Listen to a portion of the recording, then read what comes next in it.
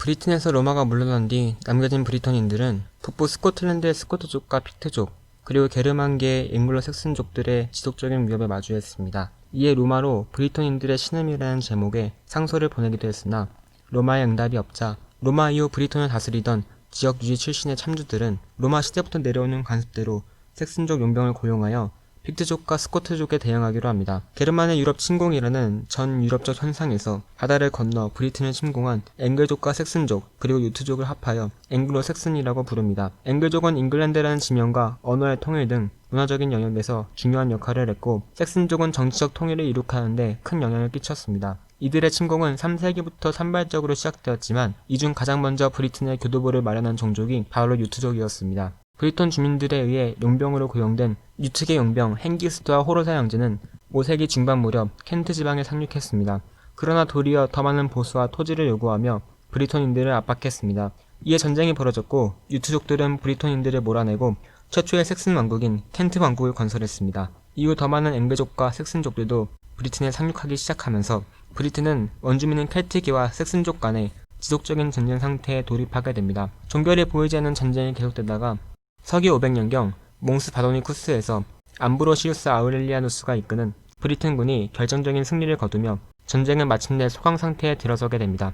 게르만족은 문자가 없었기 때문에 이 시기에 대해 자세히 알 수 있을 만한 사료는 그리 흔치 않습니다. 따라서 당시의 인물이라고 회자되는 아스왕 또한 실존 인물이었는지 여부가 명확하지 않습니다. 아스왕의 전승에 관련된 단편 두세 편 정도가 수백 년 후에나 쓰였을 뿐이고 낭만적인 서사시들은 12세기에 이르렀어야 완성되었습니다. 다만 통일에서 기나긴 분열의 시기로 가는 과도기가 의례 그렇듯이 다시금 정치적 통일을 추구한 패왕의 존재는 분명 있었을 법합니다. 혹자들은 암브로시우스가 아서왕과 동일 인물이 아닌가 하는 견해를 피력하기도 합니다. 한때의 승전에도 불구하고 앵글로색슨의 브리튼 침공은 켈트인들을 현재 잉글랜드 지방 바깥으로 쫓아냈습니다. 잉글랜드 내에서는 코널과 데번 지역에서 간신히 명맥을 이어갔지만 이후 그마저도 색슨 왕국에 흡수되고 맙니다. 마치 중국의 춘추 전국 시대와 같은 양상이 브리튼에서 전개되었고 수많은 군수 국가와 왕들이 등장했다가 사라져갔습니다. 색슨족은 비도시적이었고 농촌 생활을 선호했으며 크리스트교가 아닌 현세 중심의 이교를 믿었고 친족 중심 의식을 가져 한 사람이 살해당하면 혈연 관계에 있는 사람이 반드시 복수했으며 이를 게을리하는 것을 치욕으로 여겼습니다. 또한 주종 관계에서의 충성을 미덕으로 여겨 전투에서 사령관을 잃고 살아남는 것을 수치로 생각했습니다. 그렇기에 군주들은 색슨족의 충성심을 가문에 대한 것보다 끌어올리기 위해 노력했습니다. 색슨족들의 충성은 국가 그 자체보다는 군주 개인을 향한 것이었습니다. 강력하고 성품이 훌륭한 왕은 단기간에 강대한 세력을 모을 수 있었지만 볼품없는 후계자에 의해 급속도로 세력이 와해되기도 했습니다. 왕국의 세력과 정복은 군사력 증강에 달렸고 군사력 증강은 전리품 배분에 달렸으며 전리품 배분은 또다시 세력과 정복에 의존하는 순환 체계를 지녔기에 또한 왕부터 귀족까지 정부 자체로 전사적 성격을 지녔기에 군주들은 탄탄한 정치적 기반이 없이 매 순간 자신의 매력과 전투 능력을 증명해야만 했습니다. 이는 왕국들의 빠른 흥망성쇠를 촉진시켰습니다. 그러다 7세기에 이르자 강력한 세력을 지닌 앵글로색슨 계통의 왕국들이 나타났습니다. 가장 먼저 건설된 유트계의 켄트 왕국이 있고 색슨 계통으로는 로마 요새 안데리아 근처에서 색슨의 우두머리 엘러가 세운 사우스 색슨 즉 서시스 왕국과 체르디치가 이끈 또 다른 색슨 침입자들이 윈체스터를 점령하고 세운 웨스트 색슨 즉 웨시스 왕국, 또 다른 색슨족이 템즈강 북쪽 런던 이북의 땅을 점령하여 세운 이스트 색슨 즉 에식스 왕국이 있습니다. 앵글족은 비교적 늦은 6세기 후반에 험버강을 타고 잉글랜드 중부로 침입하여 요크 주변에 데이러 왕국을 세웠고 이후 해안을 따라 북쪽으로 올라가 버니시어 왕국을 세웠는데 이후 두 나라가 합쳐 험버 이북의 왕국, 즉 노썸버리어 왕국이 되었습니다. 또 다른 앵글족은 동해안에 이스트 앵글리아를 세웠고 6세기 말엽 웨일즈와의 접경지까지 들어가 머시어 왕국을 세웠습니다. 이로써 잉글랜드 거의 전역에 걸쳐 앵글로색슨의 주요한 왕국들인 이른바 7왕국이 나타나게 되었습니다. 미국 드라마 왕자의 게임은 바로 이 시대에서 모티브를 얻어 제작되었다고 합니다. 앵글로색슨의 역사에 있어 큰 의미를 갖는 두 가지 일은 이교도였던 앵글로색슨이 크리스트교로 전향한 것과 잉글랜드가 하나의 왕국으로 통일되어 간 것인데 이 둘은 밀접한 연관을 맺고 있습니다. 본래 앵글로색슨이 믿고 있던 종교는 윤리체계도 없었고 인간의 근원을 설명해주는 뚜렷한 우주관도 없었습니다. 그런데 크리스트교가 그러한 것들을 제공해 주었습니다. 크리스트교는 기본적인 윤리관을 제공하고 사회의 규율과 체계를 세웠습니다. 국왕의 권위에 순종하라는 가르침은 통치자들에게 환영을 받을 만한 것이었습니다. 앵글로색슨의 크리스트교화에 중요한 역할을 한 것은 로마의 교회와 아일랜드 켈트 교회였습니다. 로마 교회를 통한 앵글로색슨의 개종은 대교황 그레고리에 의해 진행되었습니다. 로마에 찾아온 앵글족을 본 그레고리가 앵글이 아닌 천사라고 칭찬한 일이 있었다고 합니다. 그 켄트 왕국의 에설버트 왕이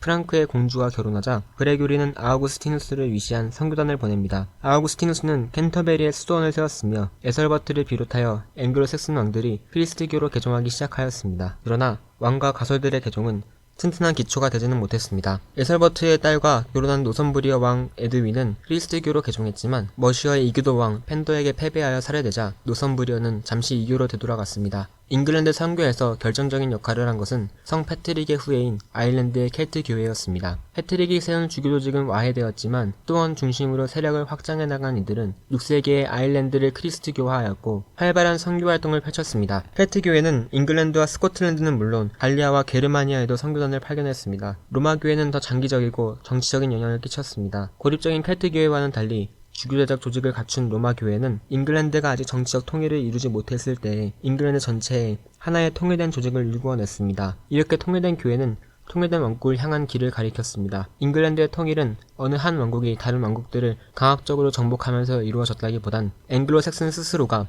한 사람의 지배자에게 기꺼이 복종함으로써 이루어졌습니다. 중국의 춘추시대 패자와 마찬가지로 잉글랜드에서도 정치적 우월성을 점유한 왕국이 등장하곤 했는데 해당 군주들은 브레트왈다라는 칭호로 불렸습니다. 비록 브레트왈다가 공식적인 지위였는지는 불분명하고 그들 자신의 왕국 밖에서의 권력의 한도도 정확히 알 수는 없지만 적어도 강력한 왕들이 꽤나 폭넓은 정치적 우월성을 확보했다는 것은 분명해 보입니다. 그들은 군소왕들을 임명하고 그분의 공납을 요구하거나 주종관계를 맺었습니다. 첫 번째 브레트왈다는 켄트의 에설버트였습니다. 이후 그가 사망하자 그의 조카인 이스트 앵글리아의 레드월드가 브레트왈다가 되었습니다. 레드월드는 머시아를 통해 군대를 일으켜 노선부리어를 격퇴하기도 했습니다. 이후 패권은 노선부리어로 넘어갔습니다. 노선부리어의 왕 에드윈은 서쪽으로 팽창을 이어나갔습니다. 그러자 위협을 느낀 머시아와 웨일즈는 공동 전선을 펼칩니다. 632년 그위네드의 크리스트교 브리튼 왕 캐드월른과 머시아의 이교도 앵글로색슨 왕 펜다의 연합은 에드윈을 살해하며 어느 정도 성과를 보입니다. 그러나 이듬해 에드윈의 뒤를 이어 세력을 회복한 오스왈드 왕에 의해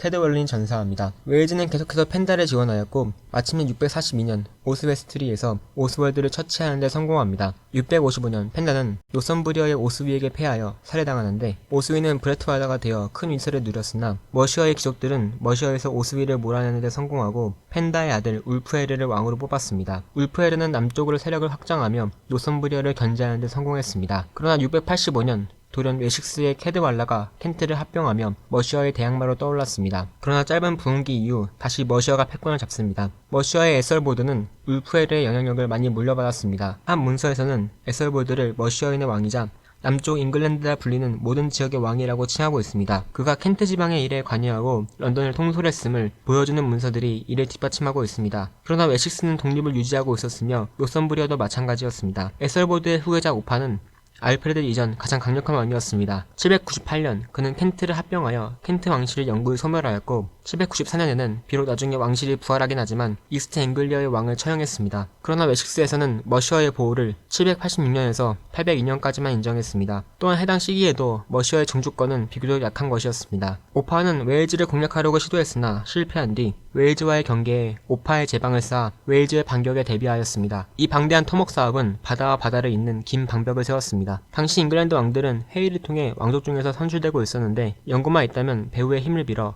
얼마든지 왕위를 노릴 수 있었기에 8세기 내내 잉글랜드 왕국들은 왕위 계승 분쟁에 휘말렸습니다. 오파는 왕위 계승을 확고히 하기 위해 엄숙한 성별식을 열어 아들 에그프리스를 머시어의 왕으로 만들었습니다. 그러자 노선부리어도 성별식을 모방하는 등 왕권은 점점 신성한 것이 되어갔습니다. 그러나 본질적인 문제는 해결되지 않았고 오파 이후 왕들은 여전히 산발되었습니다. 오파는 영국인의 왕이라는 대범한 칭호를 처음으로 사용한 왕이었습니다. 프랑크의 카롤루스 대제는 오파에게 보낸 서한에서 오파를 자신과 동격으로 대접하여 가장 친애하는 형제라 칭하고 있습니다. 그러나 오파의 사후 에그프리스가 요절하고 머시어 왕국의 세력은 오래가지 못했습니다. 비록 차놀프 왕이 켄트와 서식스를 지배하고 북부 웨일즈에서 새 영토를 획득하기도 했지만 웨식스는 차놀프의 통치에서 벗어났습니다. 새로운 패권 왕조가 웨식스에서 등장하기 시작하였습니다. 825년 웨식스의 에그버트는 스윈든에서 승리를 거두어 켄트를 지배하던 머시어의 부왕을 쫓아내고 켄트, 에식스, 그리고 서식스를 합병했습니다. 4년 후 머시어와 노썸브리어마저도 에그버트의 영주권을 인정했습니다. 이는 오퍼의 장악이 영국의 정치를 안정시키지는 못했음을 알려주고 있습니다. 그러나 그것은 에그버트 또한 마찬가지였습니다. 839년에 그가 죽자 머시어는 다시 독립했습니다. 왕조들의 분열기는 이전과 같이 계속 지속될 것처럼 보였습니다. 그러나 이전과는 달리 웨식스가 모든 경쟁자들을 일수해버리도록 도와줄 폭풍이 다가오고 있었습니다. 789년 웨식스 왕 베오트리크의 치세기간, 세척의 낯선 배가 잉글랜드에 당도하여 그들을 왕에게 끌고 가려던 지방관리를 죽였습니다. 이들이 잉글랜드에 온 최초의 대인들이었습니다. 이후 이들은 잉글랜드를 침략하고 약탈하기 시작했습니다. 유서 깊은 수도원들이 약탈당하고 파괴되었으며 835년에는 켄트 지방을 대규모로 침략했습니다. 그 이후 30년 동안 거의 매년 공격이 있었으며 그것은 본격적인 침략군의 도래로 이어졌습니다. 전 유럽적 현상으로 일어난 침략자들은 노르웨이인과 대인들로 이루어져 있었는데 이들을 통틀어서 바이킹이라고 불렀습니다. 그렇게 침략이 이어지던 와중 스웨덴과 덴마크를 지배하며 침략과 약탈을 통해 전설적인 군주로 알려진 라그나르 로드브루크가 노썸브리아의 왕 엘라에게 살해당하는 일이 발생했습니다. 라그나르가 실존 인물이었는지는 분명하지 않지만 그의 아들이라 일컬어지는 할프단과 무골의 아이바르가 복수를 위해 대군을 결성하여 브리튼을 침공합니다. 베인들은 노썸브리아 왕국과 이스트 앵글리아 왕국을 멸망시켰고 웨식스를 침공하려 시도했습니다. 그러나 에그버트의 아들 에솔우프와 그의 후계자 알프레드는 버크셔에서 대인들을 격퇴했습니다. 871년 새로운 대인들이 상륙하면서 또다시 전쟁이 임박해왔습니다. 에서롤프의 뒤를 이어 왕이 된 사람이 이후 대왕이라 불리게 되는 알프레드입니다. 알프레드는 즉위 이후 1년간의 작은 패배 끝에 대인들에게 돈을 주어 내쫓았습니다. 그 5년간의 휴전 동안 대인들은 머시어 왕국을 멸망시켰습니다. 전쟁이 재개되고 878년 알프레드는 심각한 패배를 당해 에슬리 섬으로 달아났습니다. 그러나 다시금 세력을 모아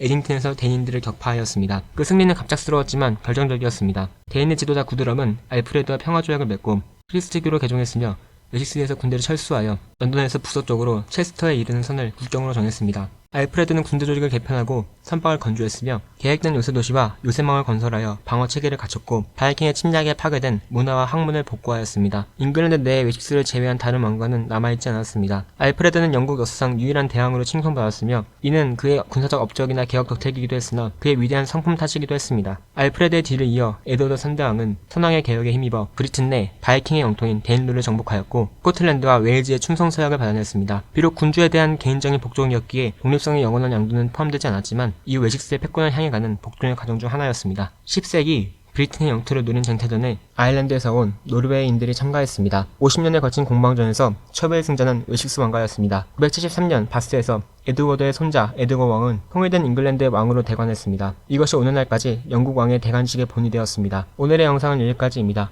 시청해주셔서 감사합니다. 구독과 좋아요, 알림 설정 꼭 부탁드립니다. 감사합니다.